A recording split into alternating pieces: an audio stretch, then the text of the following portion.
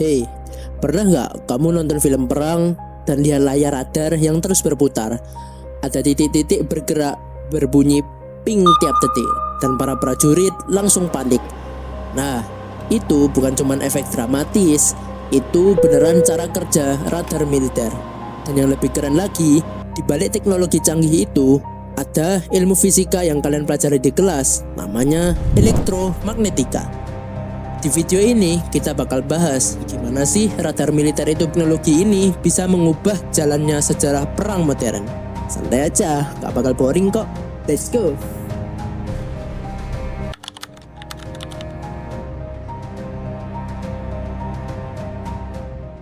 Oke, pertama-tama, radar itu singkatan dari RADAR, Radio Detection and Ranging. Artinya, mendeteksi dan mengukur jarak menggunakan gelombang radio. Radar pertama kali dikembangkan masif ketika Perang Dunia II. Waktu itu, Inggris pakai radar buat deteksi pesawat Jerman yang mau nyerang dari jauh. Hasilnya, mereka punya waktu buat scramble jet tempur sebelum musuh datang. Nah, radar ini literally mengubah jalannya perang.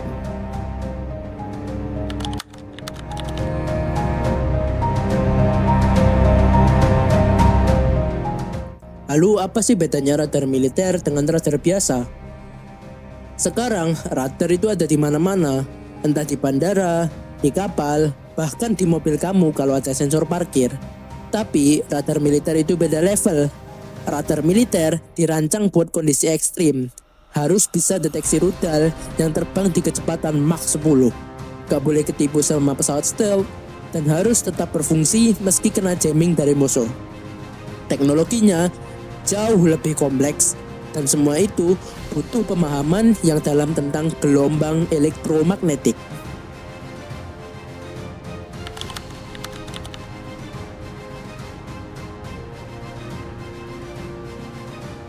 Lalu bagaimana sih cara kerja radar militer?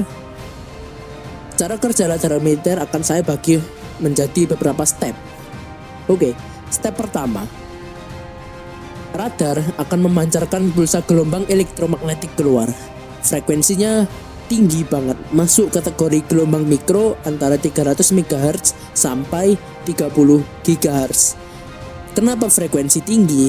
Nah, karena gelombang frekuensi tinggi punya panjang gelombang yang pendek, yang artinya bisa melihat objek kecil dengan lebih akurat. Logikanya sama kayak kenapa dokter pakai USG bukan radio FM buat lihat organ dalam tubuh. Lalu step kedua, gelombang yang dipancarkan ini akan merambat di ruang bebas dengan kecepatan cahaya 300 juta meter per detik. Ini prediksi dari persamaan Maxwell yang dirumuskan oleh James Clerk Maxwell di tahun 1860-an. Ilmuwan abad 19 ini literally memprediksi wifi, radar, dan sinyal HP jauh sebelum teknologinya ada. Lalu step ketiga, pantulan dari target. Nah, kalau gelombang itu akan terkena sesuatu, entah itu pesawat, rudal, drone, atau kapal, sebagian energinya akan dipantulkan balik ke arah antena. Ini yang disebut dengan refleksi gelombang elektromagnetik. Seberapa sih besar pantulannya? Itu tergantung dari radar cross section atau RCS. Ukuran seberapa kelihatan suatu objek oleh radar. Pesawat stealth kayak F-22 itu dirancang punya RCS sekecil mungkin supaya pantulannya lemah dan susah kedeteksi oleh radar. Lalu step keempat, hitung jarak. Antena penerima nangkep pantulan itu, terus sistem ngitung berapa lama gelombang pergi dan pulang. Dari situ, jarak target bisa dihitung pakai rumus yang super simpel. D sama dengan C kali T dibagi 2. Di mana C itu adalah kecepatan cahaya dan T itu waktu total perjalanan gelombang dibagi 2 karena gelombangnya pergi pulang. Lalu yang step kelima ada efek Doppler untuk kecepatan. Nah, radar militer itu nggak cuma bisa ngukur jarak, dia juga bisa ngukur kecepatan target, pakai yang namanya efek Doppler. Kamu pasti pernah ngerasain ini. Waktu ambulans mendekat, suaranya akan makin melengking tinggi. Waktu menjauh, suaranya makin rendah. Nah, Hal yang sama terjadi pada gelombang elektromagnetik.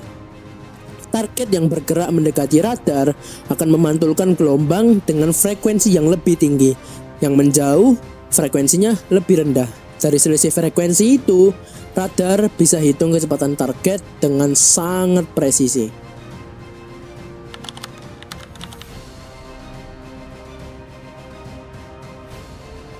Yang pertama, phased array radar.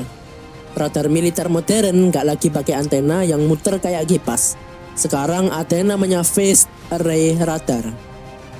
Teknologi ini memanfaatkan ribuan elemen antena kecil yang bisa dikontrol secara elektronik. Dengan ngatur fase gelombang dari tiap elemen antena secara berbeda-beda, arah pancaran gelombang bisa diubah dalam hitungan milidetik tanpa ada komponen fisik yang bergerak sama sekali. Ini murni prinsip superposisi gelombang elektromagnetik. Hasilnya, radar ini bisa melacak ratusan target sekaligus, jauh lebih cepat dari radar konvensional. Lalu yang kedua adalah SAR, Synthetic Aperture Radar.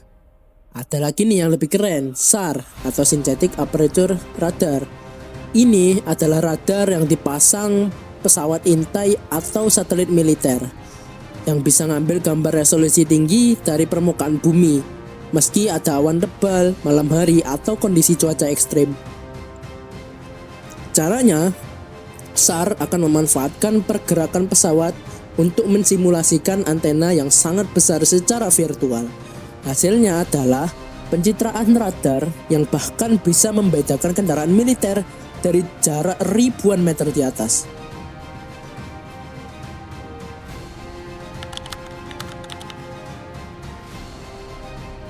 Satu, pertahanan udara. Fungsi paling utama radar militer adalah jadi mata dari sistem pertahanan udara. Sistem rudal kayak Patriot atau S-400 sepenuhnya tergantung radar buat deteksi ancaman dan mengarahkan rudal pencegat ke target. Tanpa radar, sistem ini akan buta total. Lalu yang kedua, sistem peringatan dini. Ada radar jarak ultra jauh yang tugasnya cuma satu, yaitu mendeteksi peluncuran rudal balistik antar benua atau ICBM sedini mungkin. Radar kayak AN FPS 132 milik Amerika bisa deteksi peluncuran rudal dari ribuan kilometer jauhnya. Masih waktu beberapa menit yang sangat krusial buat sistem pertahanan bereaksi. Lalu yang ketiga, radar pesawat tempur atau AESA. Di dalam hidung jet tempur modern kayak F-35 atau Sukhoi Su-57, ada radar AESA, Active Electronically Scanned Array. Radar ini bisa scan langit, lacak target, sekaligus mengirimkan data ke sistem senjata secara simultan. Bahkan dalam misi tertentu, radar AESA bisa dipakai sebagai alat jamming elektronik untuk ganggu radar musuh. Lalu yang keempat, angkatan laut. Kapal perang modern dipenuhi dengan radar, mulai dari radar navigasi, radar deteksi permukaan, sampai radar kendali tembak untuk sistem rudal anti pesawat. Di kapal Indo-Amerika ada sistem Aegis yang mengintegrasikan radar phased array dengan rudal SM-3 untuk pertahanan udara berlapis di tengah laut.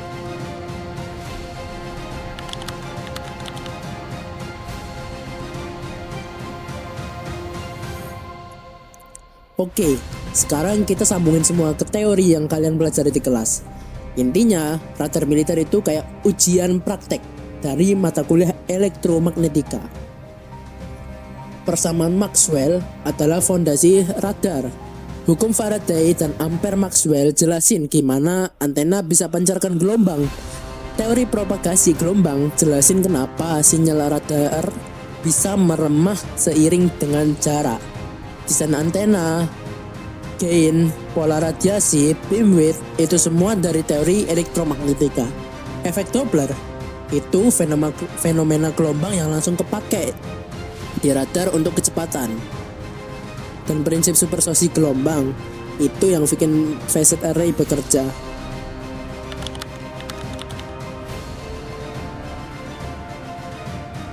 Jadi, kalau kamu lagi struggle ngerjain soal elektromagnetika yang susah dan bikin pusing itu, Dan kalian nanya, ini kepake nggak sih?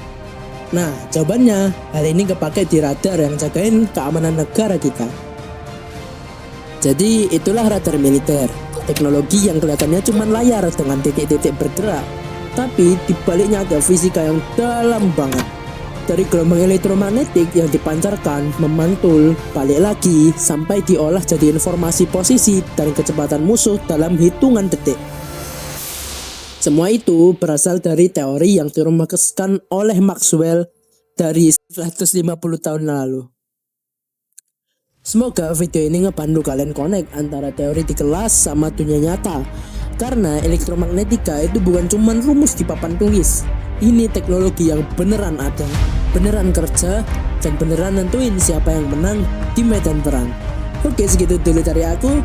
Sampai jumpa.